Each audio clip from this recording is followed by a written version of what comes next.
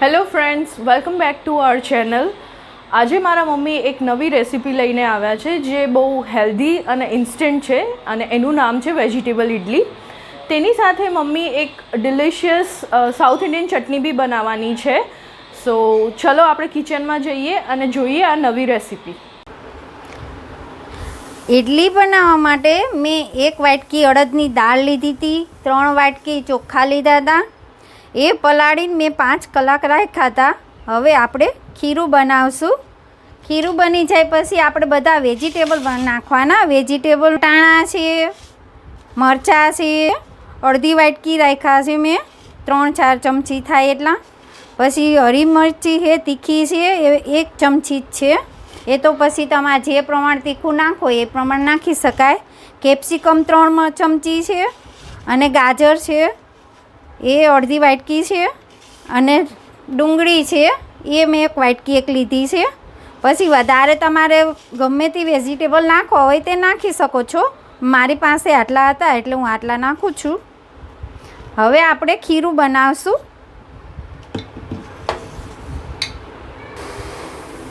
હવે આપણે ખીરું બનાવશું. આપણે ખીરું પીસાઈ ગયું છે અને આપણે આવું થીક જ રાખવાનું. થોડું બધા વેજીટેબલ નાખીએ પછી એવું લાગશે તો થોડુંક પાણી ઉમેરશું, નકર આટલું થીક જ રાખવાનું. હવે આપણે 2 ચમચા તેલ નાખશું. 2 ચમચા તેલ નાખ્યું. 2 ચમચા તેલ નાખ્યું છે. આપણે હવે વેજીટેબલ થોડાક સાતળી નાખશું એટલે એનું કચાપણ નીકળી જાય. હવે આપણે થોડી રહી નાખશું. જીરું નાખશું, હિંગ નાખશું, ચણાની દાળ નાખશું. પછી હવે થોડી સતળવા દઈશું. ધીમે તાપે સાતળવાની, બ્રાઉન થાય ત્યાં સુધી. હવે આપણી દાળ શેકાઈ ગઈ છે. હવે આપણે બધા શાકભાજી નાખશું. ડુંગળી છે, મીઠો લીમડો, વટાણા, મરચી, અદરક, શિમલા મિર્ચ, ગાજર. આપણી પાસે વધારે વેજીટેબલ હોય તો નાખી શકો છો. અને હવે થોડીક વાર હલાવશું.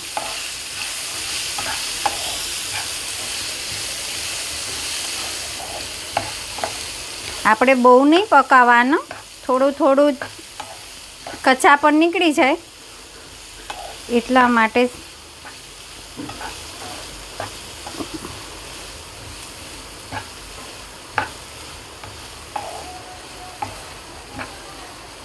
હવે થોડું નમક નાખશું.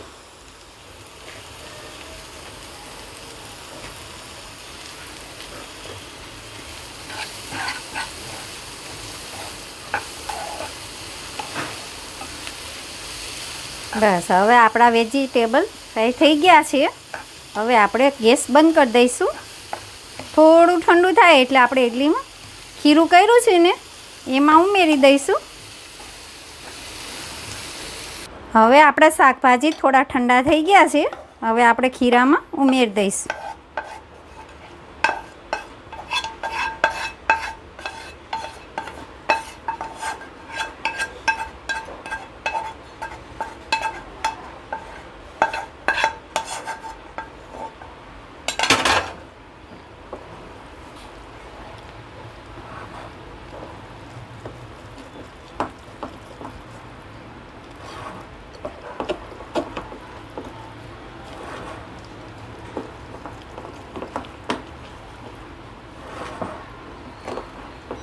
થોડું નમક નાખશું.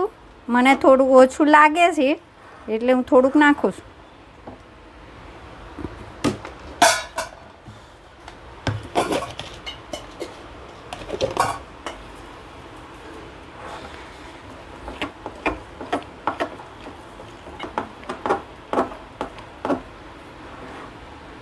આપણે પરફેક્ટ ખીરું બની ગયું છે. આપણે ધાણા ભાજી થોડીક નાખી દઈશું.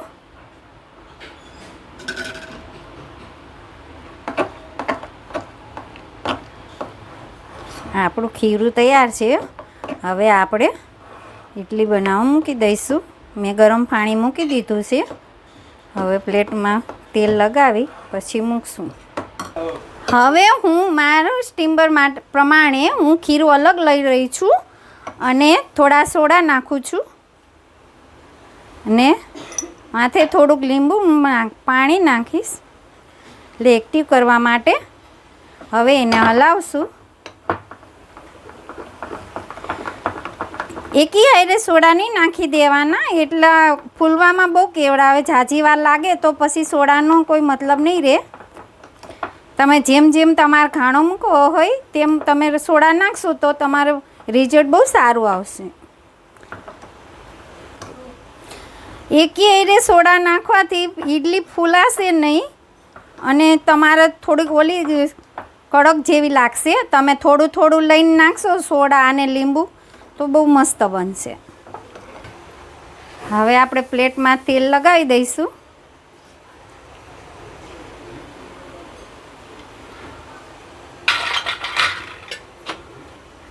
હવે આપણે પ્લેટ ભરી લીધી છે. પાણી આપણે ગરમ થઈ ગયું છે. હવે આપણે મૂકી દઈશું સ્ટીમરમાં.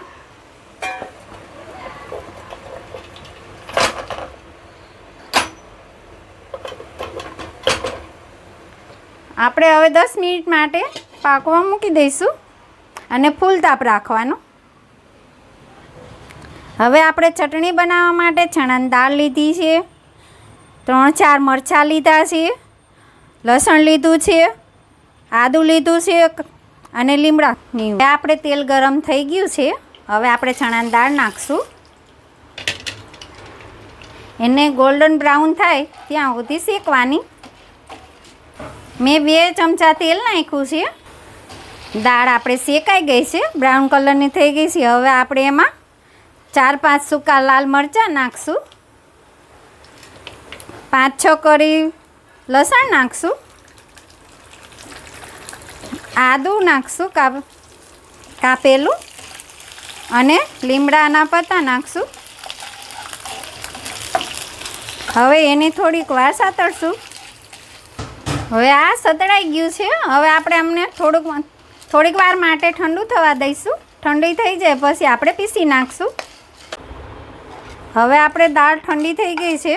હવે આપણે ચટણી બનાવવા માટે બાઉલમાં લઈશું અને પીસી નાખશું મિક્સરમાં. થોડું પાણી રેડવાનું. ચણાની દાળ છે એટલે થોડુંક જાડી ના થઈ જાય એટલા માટે થોડું પાણી રેડવાનું.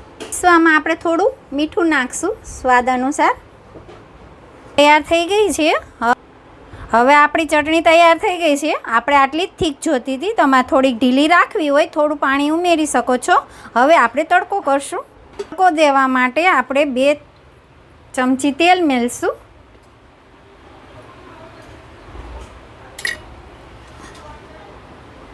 તેલ ગરમ થઈ ગયું છે. હવે આપણે થોડી રાઈ નાખશું, થોડી હિંગ નાખશું, 2-3 મરચાં નાખશું, મીઠો લીમડો નાખશું, થોડીક વાર સાતળશું. હવે આપણે તડકો આપણે ચટણીમાં રેડી દઈશું. છે ને મસ્તીની ચટણી, જોઈને જ ખાવાનું મન થાય એવી. આપણી ડીશ તૈયાર થઈ ગઈ છે ઇડલી. હવે હું મારી છોકરીને આપું છું ટેસ્ટ કરવા માટે કે કેવી બની છે ચટણી ને એ બધું. હવે ફાઇનલી મારા મમ્મીએ વેજીટેબલ ઇડલી બનાવી નાખી છે. સો હવે હું એને ટેસ્ટ કરીશ. આ તો જોતાં જ મોંમાં પાણી આવી જાય છે. સો હું ટેસ્ટ કરવા જઈ રહી છું.